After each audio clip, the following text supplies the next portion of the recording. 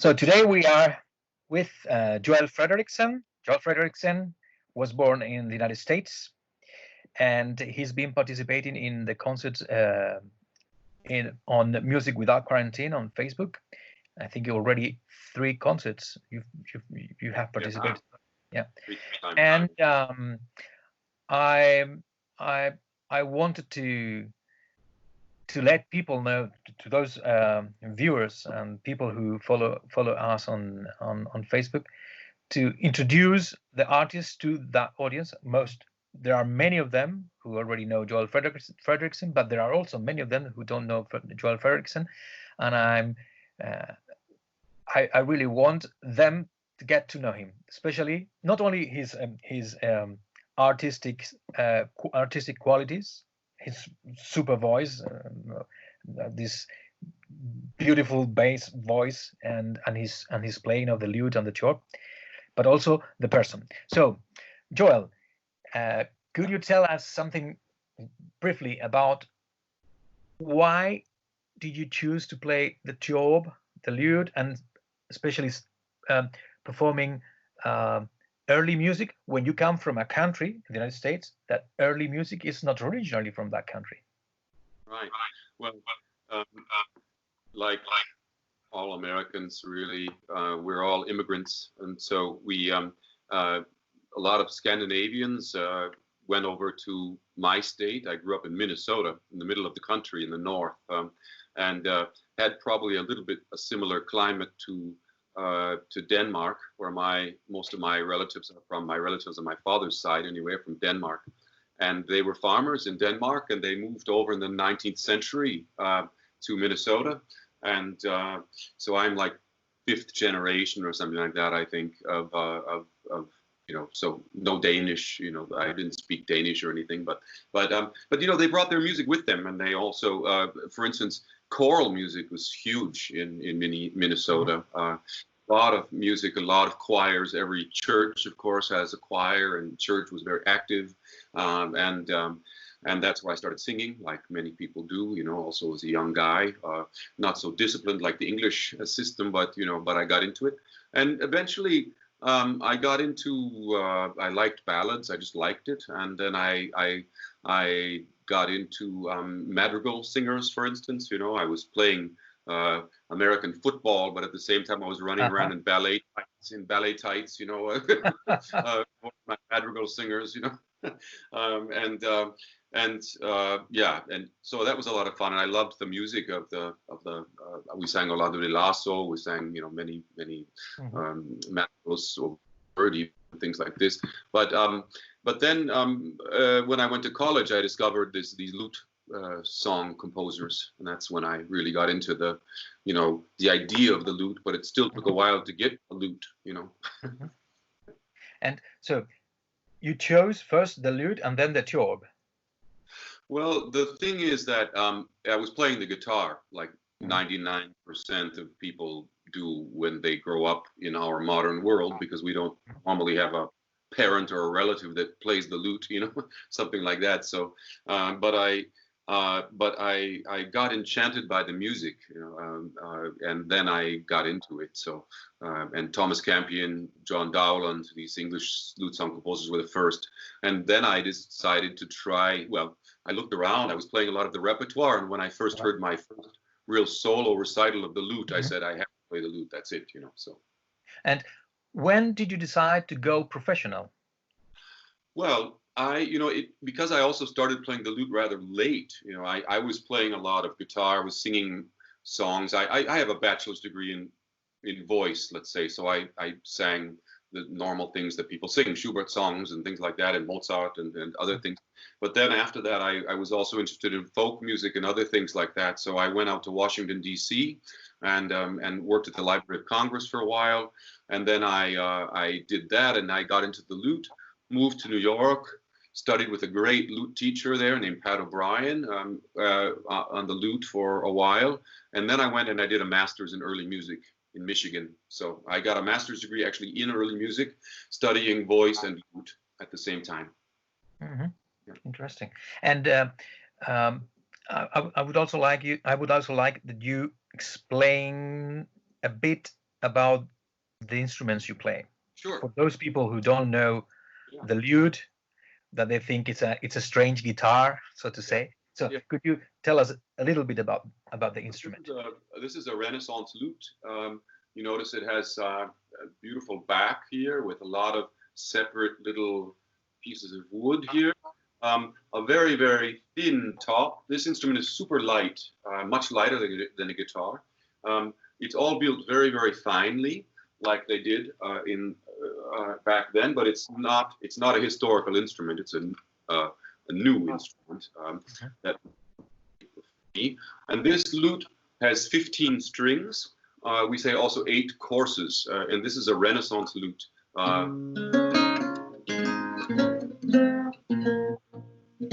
And it's good for accompanying the voice. It's good for playing solos. You know, you can do lots of things with it. So this is what the basic lute is that I play, and I have several of them in different sizes. They come in families. So, you know, there are small ones that are higher pitch and big ones that are lower pitch. That's the basic deal. But then there's this other very cool instrument, which you can maybe sort of see in my picture. This is called, well, it's chitarrone is the general name. This more specific name is arch lute for this one. It's theorbo, theorbo and the arch lute are very, very similar. The difference is the tuning. So this is tuned actually like a lute, but with extra bass strings. So it's kind of like a lute and a harp together. So if I go down, I have these bass strings so I can accompany my bass voice very well on it. So, and this is ideal for the music of a little bit later generation. So all of this music was composed, let's say, lute, most of it in the 16th century, 17th century. Yeah. Yeah. And one curiosity, what led you to Germany? The step. Why did you make the step from the United States to Germany? Well, I was in New York before that. I lived in New York and was a freelance singer, a musician, and you know, my main instrument, let's say, was the voice always. So I was singing in a lot of different places with different groups and with different people, and as a freelance person does. And then I started working more in Europe and got interested in it. And then for some personal reasons also, I chose Munich.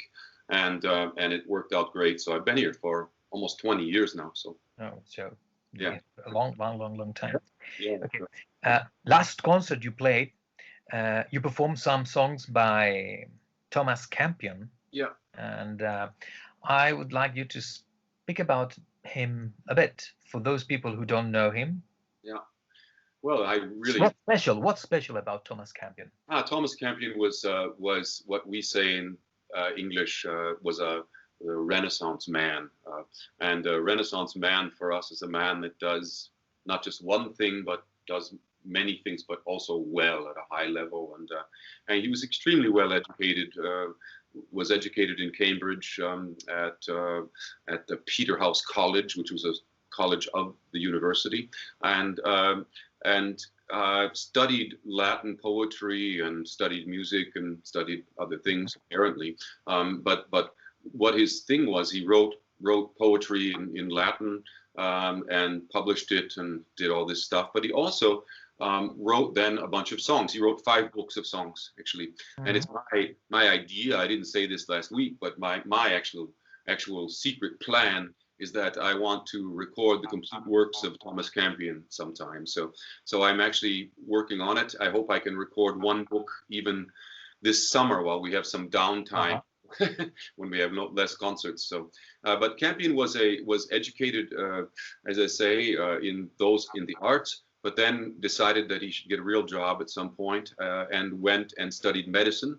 And became a medical doctor, actually. So he was a medical doctor and also managed to compose these books of songs. And I don't know, he didn't have Netflix, you know, so I suppose he had more time, you know. What about next concert, the program for the next concert? Could you tell us something about what you're going to play and why you choose those songs? Yeah, there's you know, I decided last week, which I felt good about myself. I enjoyed it, focusing on one thing. So more or less, I'm going to focus on French repertoire this next time. There's a lot of French songs. A lot of them are relatively unknown, let's say, but a lot of French songs for the lute.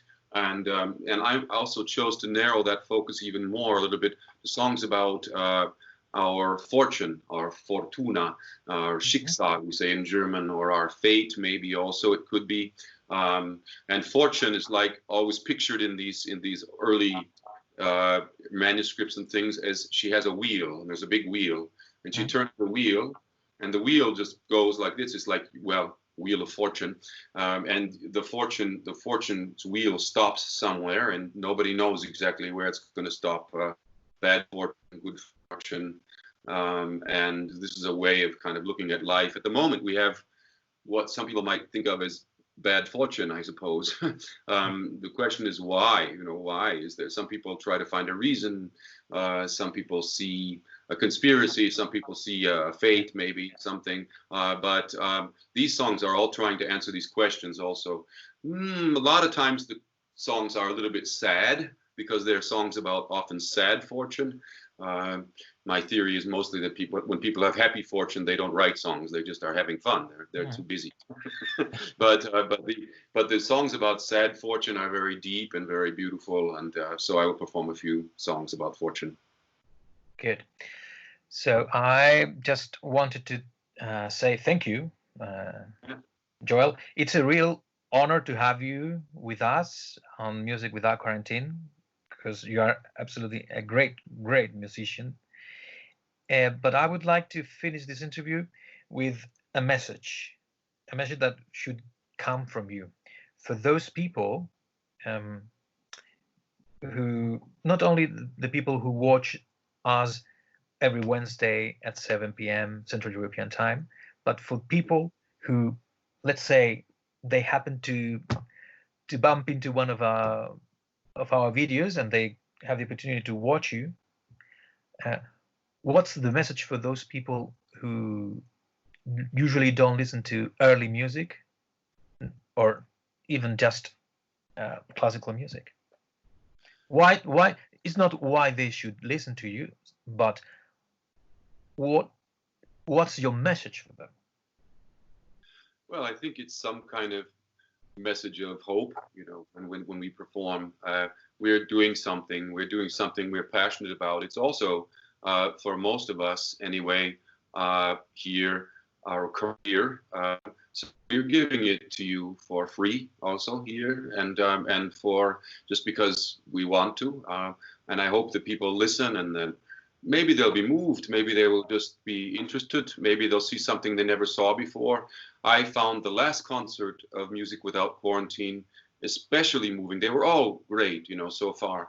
But I think it was also very powerful to go from place to place all around Europe, to have this lovely 16-year-old girl play Prokofiev in Moscow, you know, and fantastic, you know, and to hear cello in Paris, and to hear violin in Salzburg, and to hear someone in, you know, in Madrid maybe, or Amsterdam or Zagreb, you know, it was, it's fantastic to go around. And I think, you know, we would never do normally a concert like this at home, let's say, you know, a concert where we would have one lute player and then the next person would be playing Chopin, you know, on a modern piano. So I think it's that can be also a very powerful thing, just to see music that somehow unrelated, but somehow it all goes together and fits together. And I hope that people come away with a better feeling than when they you know, arrived. So. Yeah. So once again, Joel, thank you very much. It's a real pleasure, honor, and privilege to count on you on these concerts. Thank you very much. Thank you. It's a pleasure.